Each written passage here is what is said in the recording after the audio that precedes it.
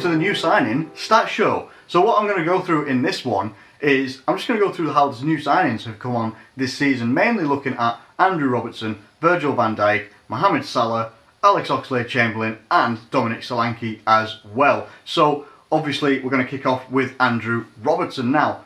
Andrew Robertson, in terms of stats, let's just go and have a look here. So he's had 18 appearances so far. He hasn't scored any goals for us, which is okay, that's fair enough. He's a left back. We can't expect goals from everybody. Okay, he's been involved in 11 wins and 2 losses, 7 clean sheets, and hasn't made any errors that have led to goals, which has been excellent so far. Now, he has been an absolute revelation, in my opinion. Since Alberto Moreno got injured, who himself had a very good start to the season as well, if you remember rightly. If you remember going back, he looked like he was going to be our first choice left back for a long, long time. Again, I think he's a similar age to Andrew Robertson at 24. I can't remember how old Moreno is actually, but once Moreno got injured, I think a few of us were a little bit nervous about, you know, oh my God, can Robertson actually produce for us? Can he play well for us? Are they going to put Milner at left back?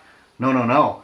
Enter Andrew Robertson from Scotland, 24 years old, and he's been magnificent. He really has.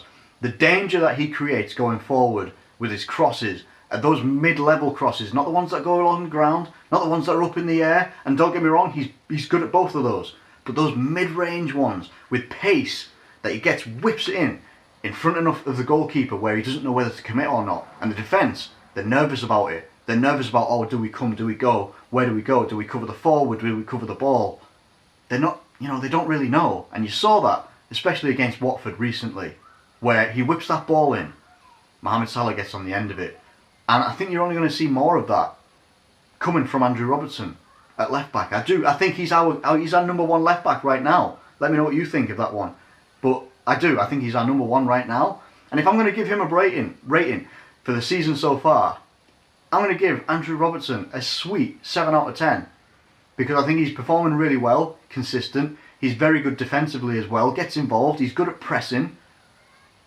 I'm giving him a 7 out of 10. Easily could rise to an 8 or 9 by the end of the season, but right now, he's a 7, and that's pretty solid. Now, let's talk about our January signing, Virgil van Dijk. And let's be honest, hasn't always been on it since he came in. He's had some very good performances. Let's not forget, he obviously scored against Everton at the Cup end in a cup game.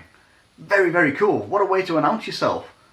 But hasn't always looked at his best. And why? Because he hasn't necessarily been at his best. He still isn't probably at his best right now. He didn't come to us from Southampton in full fitness. He'd gotten over an ankle injury. So he was, you know, working off an injury, said that there's no problems with that in a recent interview. He just needs to get his match fitness up, needs to get his conditioning up. And he himself says there's going to be another level, another gear, something else to switch into. You're not seeing the Virgil van Dijk at his best right now. And I fully believe that. But you've got to appreciate his honesty as well.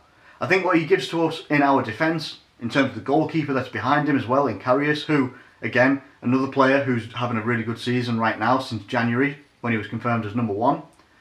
What you get with Van Dijk is calmness.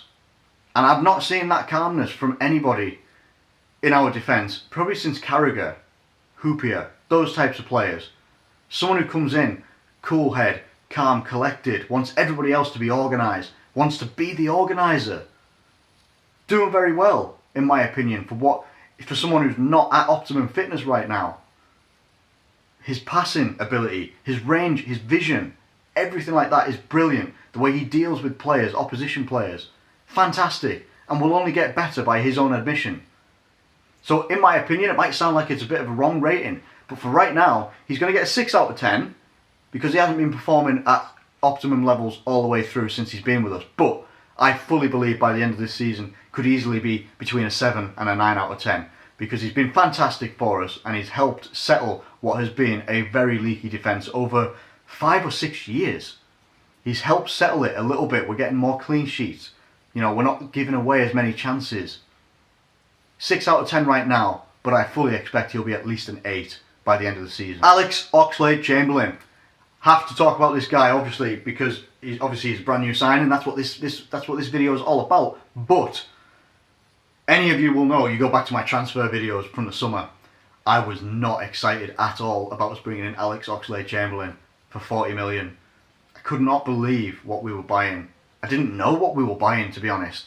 We didn't know where he was going to play. Was he going to be back up to the wingers? Who knows? Was he going to get his run in centre mid?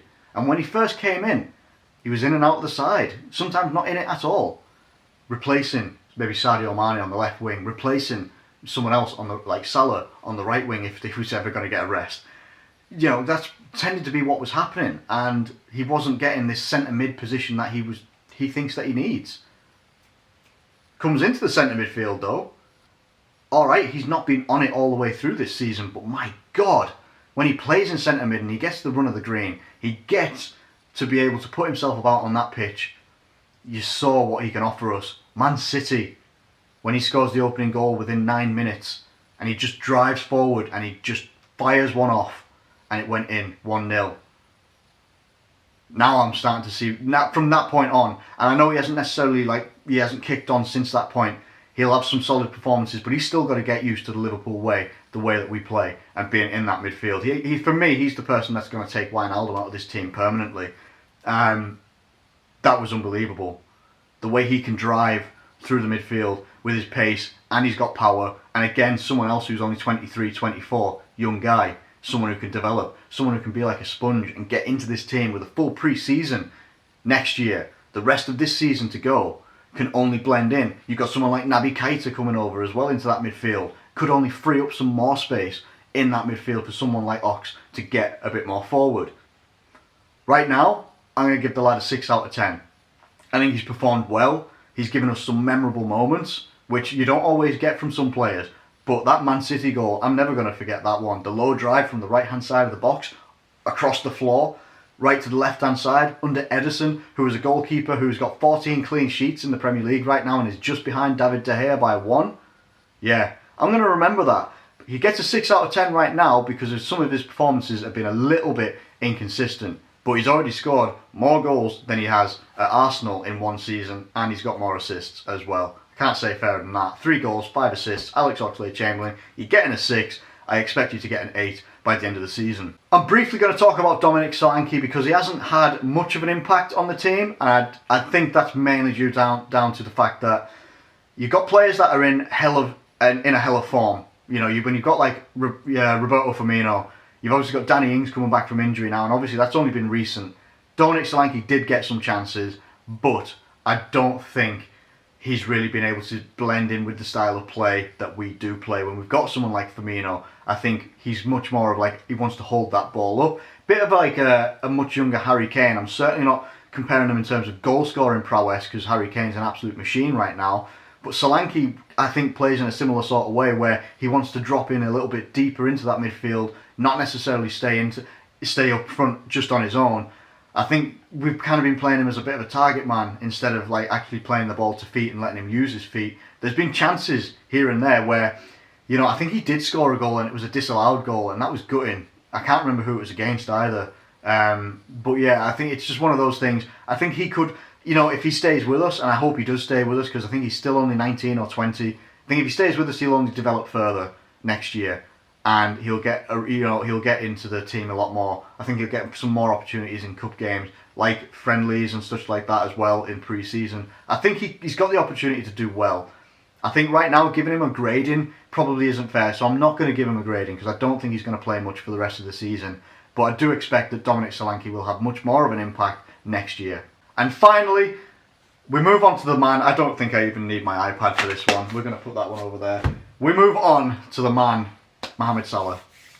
Mohamed Salah down the wing, our Egyptian king. What a man. I cannot believe 35, 36 million, whatever it was. I remember the day we confirmed that transfer. Not the exact date, but I remember what I felt because I remember being on social media and Full-Time Reaction at that point as well, which was a very good channel that I do miss being a part of. It doesn't run anymore. I didn't get kicked off it. You know, people wanting to react to certain signings and such like that, and people saying Mohamed Salah, wow, 36 million for a flop, unbelievable. There was the very notorious one where a female sports correspondent, plus I can't remember who it was for, whether it was BBC or not, went on a radio show and just said he's another Juan Cuadrado. who played for Juventus and played for Chelsea, went on loan back to Juventus, and then Juventus bought him. I'm not sure if he's still there or not. They say he was going to be like him in the Premier League. It's really difficult for people to say different things about Mohamed Salah. It really is. You can say so many different things about him. It's unbelievable. What hasn't been said about Mohamed Salah right now? I don't even know. The guy makes me love football so much, but it's really nice for a player like that to come in, prove Liverpool fans right. Yeah, 36 million sounded like a lot of money at the time. More expensive than Firmino, more expensive than Sadio Mane. But when you look at it, 36 million, and you look for other players that have been bought around the Premier League and how they've performed, there's no comparison. There is absolutely no comparison. There really isn't. None whatsoever. Right now, he is the top scorer of the Premier League, 28 goals, and he's clear by 4 of Harry Kane, 5 by Sergio Aguero, who are both on 24 and 23 respectively, I think, as of right now. He's got about 9 assists as well, which means that he's been involved, and he's got 36 goals in all competitions, so he's been involved in 45 goals this season alone in all competitions. The man has been a revelation. The man makes me fall in love with football every time I watch him play. Every time I'm nervous about a Liverpool performance, he comes up good. I was nervous against Watford, and he comes good. Alright, he didn't come good in the Manchester games. He hasn't scored against Manchester United. Fair play. But look at the guy. Look at his record. Look at who he's scored against. Look how many goals he's scored. He's an absolute revelation. 26 years old. 36 million. Roma must be looking at themselves thinking, what have we let go for so cheap? For so cheap. When you see any of these comparisons I make, I am not slagging the players off. When you see a 75 million for Lukaku, you see an 89 million for Pogba. When you see, even Mbappe, much younger player by 8 years, 166 million he's worth, but he's scored nowhere near the amount of goals that Mohamed Salah has in arguably, not even arguably I don't think, in a much harder league. I think you have to be I'm not going to put him in the bracket of Messi and Ronaldo because I think he's got to have some years of consistency before we do that. I know he's got more goals right now than Messi and all in the league anyway, in their leagues. I think Messi has 25 or something like that and 12 assists. Overall, they match each other, I think. But there's no comparison. Messi's done it over a 10-year plus period. There's no comparison right there. Salah right now is he's magnificent. He is the best player he's the most exciting player I've seen at Liverpool since Suarez. I never thought in a million years I would feel like I did when we watched Suarez during that season, 2013-14 season, where we were so optimistic. And you know what the difference is between that season and now? Because we've still got the Champions League to compete in as well, against Man City in the quarterfinals. We've still got that to compete in. We've still got a magnificent player like Salah to compete in that competition in the way he's doing it. And it also gives, we're still in the top 4 as well. I think we're 3rd right now. We're in the top 4. We look in a much more positive position than we did when we had Suarez. We didn't have Champions League. We were literally going for the league and we lost it. We lost it ourselves and we lost the player. I'm hoping that this isn't just a one season and then Salah's going to get his head turned or something like that. I hope that doesn't happen. He seems exceptionally happy here. And I've spent a lot of time talking about Salah because he's a magnificent player. He is a magnificent player and I appreciate the hell out of him playing for Liverpool and the way that he's playing for us and the way that the team is helping him perform to the levels that he does play at. It's unbelievable. The guy gets a 10 out of 10 already. The guy gets a 10 out of 10. If I was to go through the whole squad, he's the only one that gets a 10 right now. Because he's gone above and beyond. He's exceeded expectations. I don't know what I expected. I just knew that I was going to have faith in Mohamed Salah and hope that he was going to do as good as he has. But the man is an absolute wizard. He is. He's an absolute wizard. And you always know through these videos and stuff like that, when talking about players like Salah and stuff like that and how they performed, you don't mention now, and I'm going to mention it obviously, but you now don't really mention the fact that we lost Philippe Coutinho, who was our talisman, everything like that.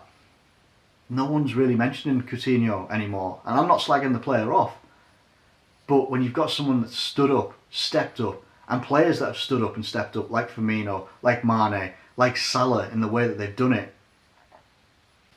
you're not going to hear people talking about Philippe Coutinho. And that is massive, because that could have been something that derailed our season. Someone like that leaving our club to go to Barcelona, to miss out on Champions League this year. Unbelievable stuff. But he wanted to go, and he went. And instead we've got players like Salah, who is an absolute revelation, and I hope he's with us for at least a good couple of years.